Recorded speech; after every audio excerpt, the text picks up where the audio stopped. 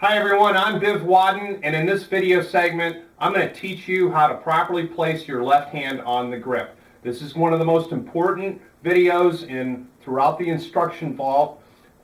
Improper placement of the left hand on the grip is one of the biggest mistakes that I see inexperienced golfers make. Now, it is really critically important that the left wrist sit directly above the butt end of the grip. Okay, it cannot sit off to the left.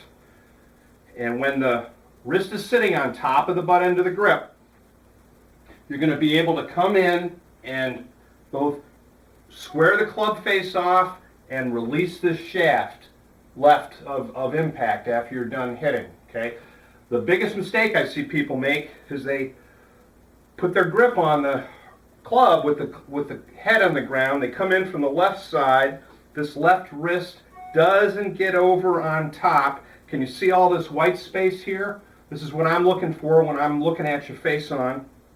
And what happens is they come in, and because that left wrist is sitting over at the left hand kind of blocks, and the grip just can't square off and turn over. Okay, so now there's two important roles that the left wrist plays at the top of the backswing, and the left hand grip significantly influences this. Okay, so job number one for the left hand is that as the left hand hinges at the top of the backswing, we want to see the club shaft form a 90-degree angle versus the forearm. Okay, that's role number one. Role number two, as the shaft is kind of breaking into the plane of the left arm at the top of the backswing,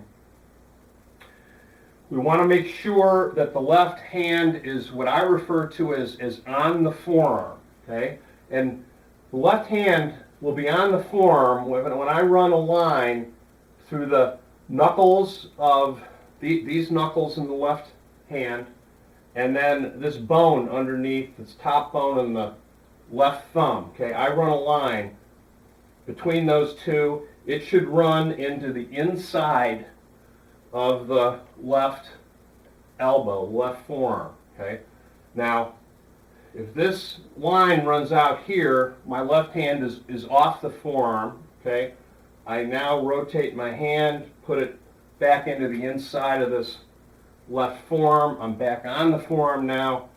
If I get this left wrist a little too, hooded at the top of the swing, my left hand's going to be off the forearm in the other direction. So when I get this bone and these knuckles opposing one another, and they're lined up correctly into the plane of my left arm, I create some structural support for the left hand to come up and kind of catch the shaft at the top of the backswing, where when I reverse this into my transition, I'm able to maintain the 90-degree angle that I've set much better throughout the swing.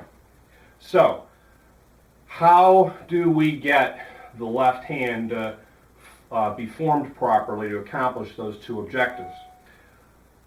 A lot of it has to do with how you think about the fisting of the left hand, and I like to describe to my students the proper, what I call a martial arts fist, versus what I refer to as a sissy fist. So in forming a proper martial arts fist, if I was to break a board with my left hand, and here I am, I'm going to karate expert, I'm going to break a board, you're going to see me form a fist where the fingers run right down the forearm like this, and they're very tight.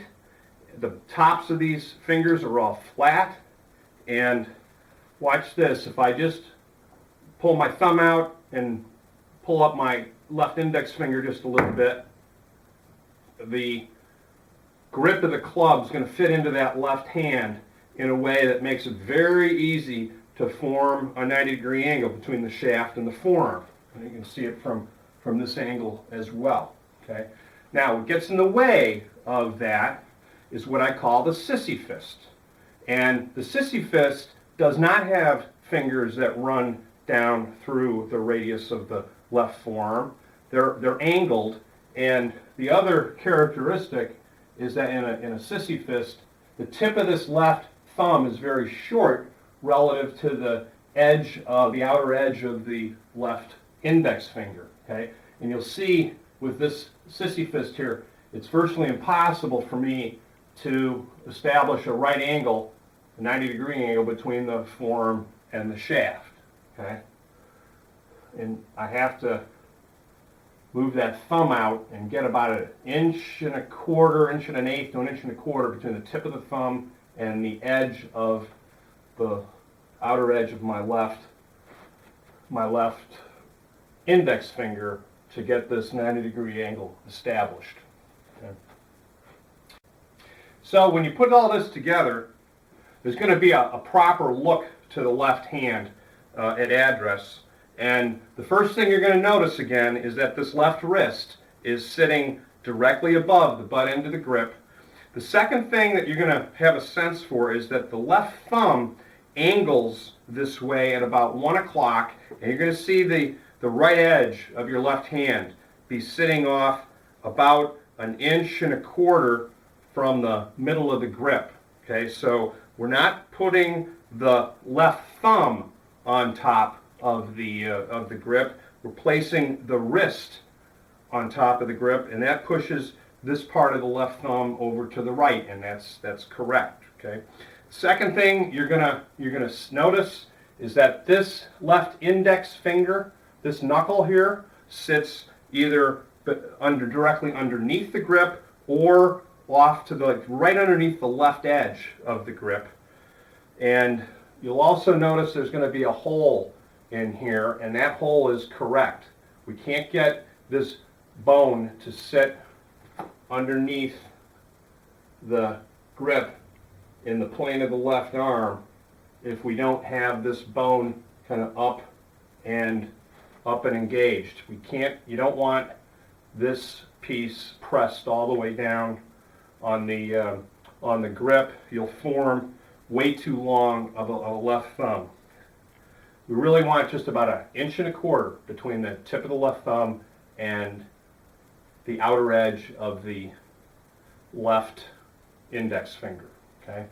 Finally, when you get into your address here, you're going to feel like your left wrist is sitting up very high relative to the grip. If that left wrist is off to the left, you're going to see the left wrist work down relative to the grip, and it needs to be up high. And again, when the butt end of the grip is directly underneath this wrist, that's one of the really important factors that allows the shaft to square up and release.